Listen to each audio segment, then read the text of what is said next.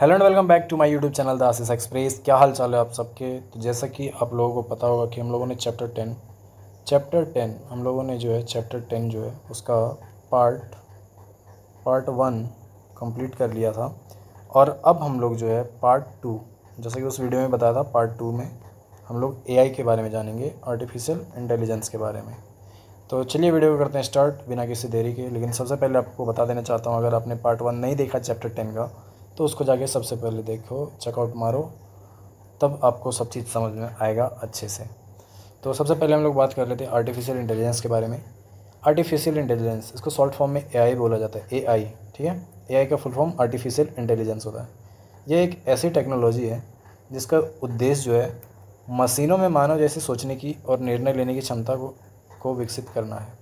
जैसे कि जो मशीन है ना, मशीन में हमारे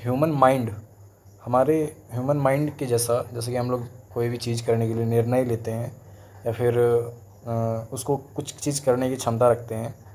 जैसे कि दिमाग से हम लोग जितना भी काम सोचते हैं और करते हैं, वो सारी चीज़ों मशीनों के द्वारा से किया जाने को हम लोग एआई बोलते हैं, आर्टिफिशियल इंटेलिजेंस बोलते हैं। ठीक है, और आर्टिफिशियल इंटेलिजेंस उपयोग इंटेलिजेंट मशीन को बनाने में किया जाता है। एआई का यूज़ जो है इंटेलिजेंट मशीन को बनाने में किया जाता है। मशीन को जो है इंटेलिजेंट बनाने में किया जाता है एआई का यूज़, जो एक ह्यूमन की तरह व्यवहार कर सके, ह्यूमन की तरह सोच सके और निर्णय लेने में सक्षम हो। एआई का यूज़ इसलिए किया जाता है मशीन में, ताकि वो इंसानों की तरह बातचीत कर सके, सोच सके और उस चीज़ में निर्णय ले सके, उसके बारे में बता सके, किसी भी चीज़ के बारे में। तो अब एआई का जो हिस्ट्री है एआई का, उसके बारे में हम लोग बात करते हैं। आर्टिफिशियल इंटेलिजेंस का आविष्कार जो है 1956 में जॉन मैकार्टी ने किया था। ठीक है, जिसे आर्टिफिशियल इंटेलिजेंस का जनक कहा जाता है। किसको? जॉन मैकार्टी को। कब किया था आविष्कार? 1956 में। किसका किया था आविष्कार? एआई का, आर्टिफिशियल इंटेलिजेंस का। जॉन मैकार्टी जो है एक अमेरिकी कंप्यूटर साइंटिस्ट और रिसर्चर, शोधकर्ता जिसको बोलते हैं, वो थे। कंप्यूटर साइंटिस्ट और रिसर्चर थे। कौन? John McCarthy. ठीक है, उन्होंने 1956 में डार्टमाउथ कॉलेज की एक कार्यशाला में भाग लिया था। वहाँ उन्होंने आर्टिफिशियल के बारे में सबसे इम्पोर्टेंट जानकारी दी थी, कुछ इम्पोर्टेंट जानकारी दी थी। आगे हम लोग चलते हैं। आगे है हमारा application of artificial intelligence. Artificial intelligence के कुछ एप्लीकेशन के बारे में, जैसे कि ई कॉमर्स के क्षेत्र में एआई टेक्नोलॉजी का इस्तेमाल ई कॉमर्स यानी कि ऑनलाइन शॉपिंग के लिए किया जाता है। इसका इस्तेमाल अमेजॉन कंपनी करती है। इसकी मदद से ऐप्स और वेबसाइट में चैटबॉट का निर्माण किया जाता है। चैटबॉट सीधे कस्टमर से बात कर सकता है, इसके लिए हमें किसी मनुष्य की आवश्यकता नहीं पड़ती है। अभी आप लोग देखोगे, आप ऑनलाइन कोई भी प्लेटफॉर्म है, मान लो फ्लिपकार्ट, अमेजॉन, ये सब ई कॉमर्स है, जहाँ से आप ऑनलाइन कुछ शॉपिंग कर सकते हो, उसको ई कॉमर्स वेबसाइट या फिर एप्लीकेशन बोला जाता है। तो उसमें क्या होता है ना कि अगर मान लो मेरा कोई ऑर्डर है तो वो डिलीवरी में लेट हो गया, थोड़ा डिलीवरी में लेट हो जाता है, तो हम लोग क्या करते हैं, कंप्लेन करने के लिए हेल्प सेक्शन में जाते हैं और वहाँ पे हम लोग सोचते हैं कि कस्टमर केयर से बात करेंगे।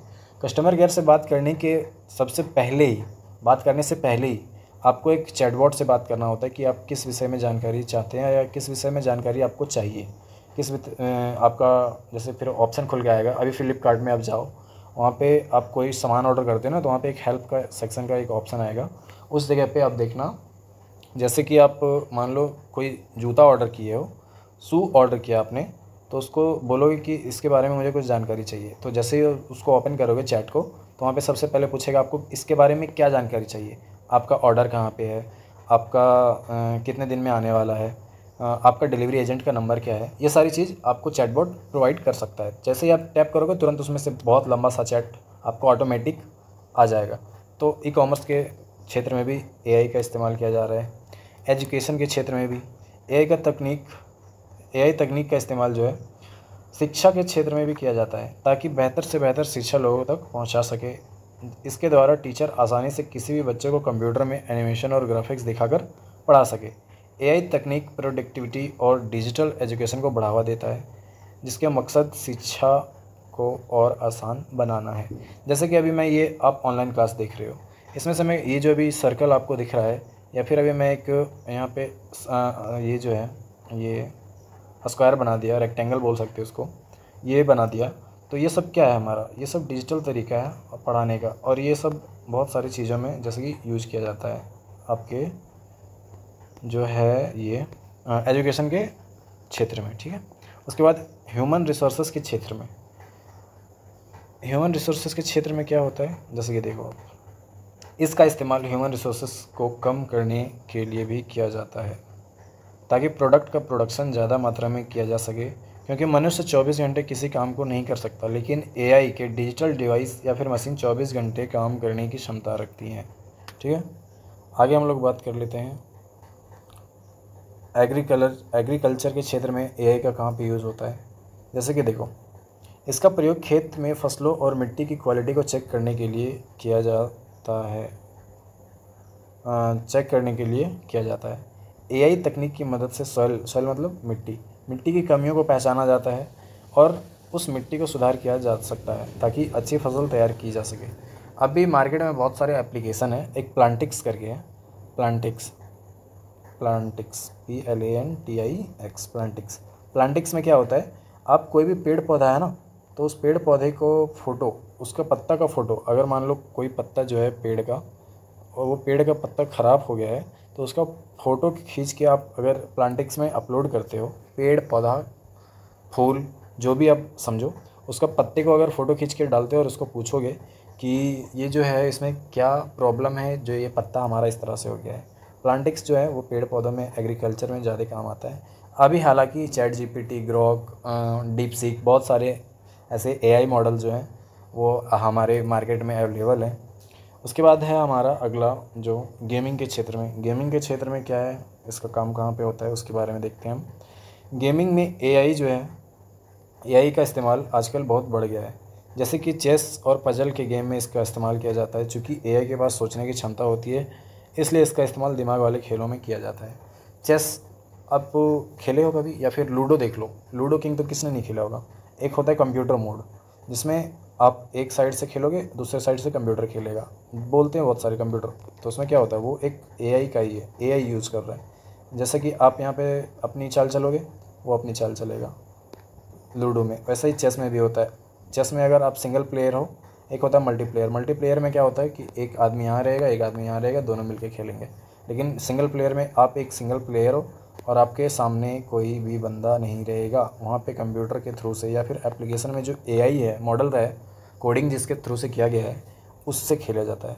तो गेमिंग के क्षेत्र में भी बहुत इसका यूज़ होता है एआई का। उसके बाद अब आर्टिफिशियल इंटेलिजेंस प्रोग्रामिंग लैंग्वेज कौन सा होता है, एक होता है LISP, जिसको हम लिस्ट प्रोसेसिंग बोलते हैं। आर प्रोग्रामिंग, पाइथन, जावा, प्रोलॉग, बहुत सारे प्रोग्रामिंग लैंग्वेज होती हैं आर्टिफिशियल इंटेलिजेंस में। अब आगे बात कर लेते हैं हम लोग। आगे है हमारा सोशल एंड मोबाइल क्या है? सोशल मीडिया एक प्लेटफॉर्म, वेबसाइट या मोबाइल एप्लीकेशन है। सोशल मीडिया क्या है, एक प्लेटफॉर्म है या फिर वेबसाइट भी है, मोबाइल एप्लीकेशन है, ठीक है, जहां हम अपना अकाउंट बना सकते हैं और फ़ोटोज़, वीडियोज़ आदि को अपनी फैमिली, फ्रेंड, कलीग के साथ जो है शेयर कर सकते हैं। फॉर एग्ज़ाम्पल फेसबुक पे, ट्विटर, व्हाट्सअप, अब इंस्टाग्राम भी ऐड कर सकते हो।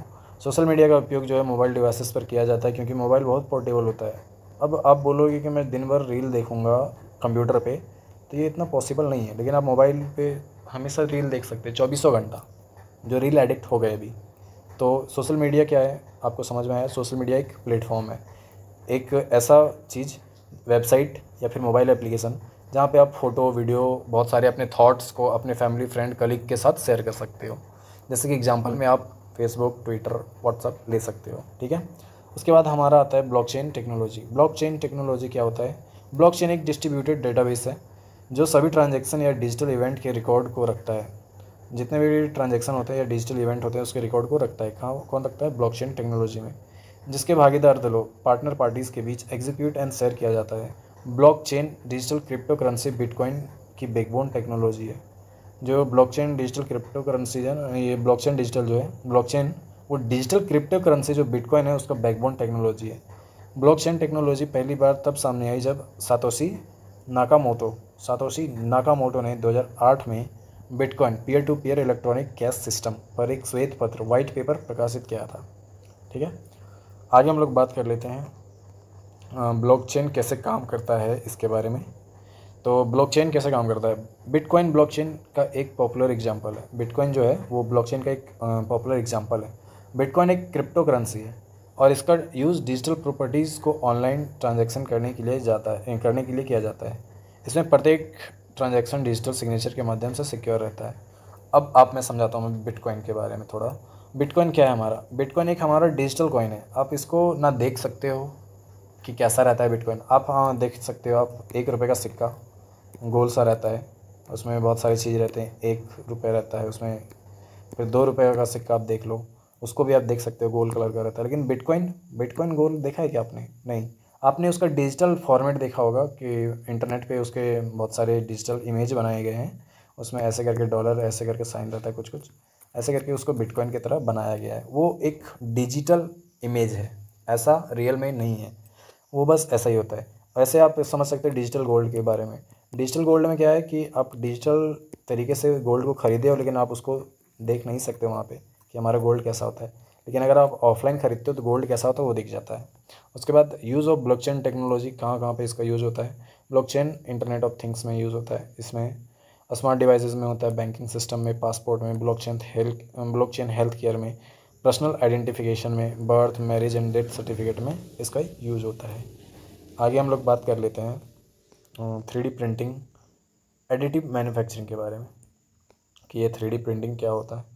3D प्रिंटिंग एक टेक्नोलॉजी है जिसके द्वारा विभिन्न चीज़ों को 3D मॉडल का उत्पादन किया जा सकता है।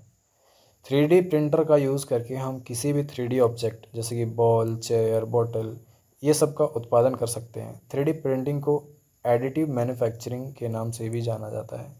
3D प्रिंटिंग को एडिटिव मैन्युफैक्चरिंग के भी नाम से जाना जाता है। जैसे कि आप यहाँ इमेज में देख सकते हो।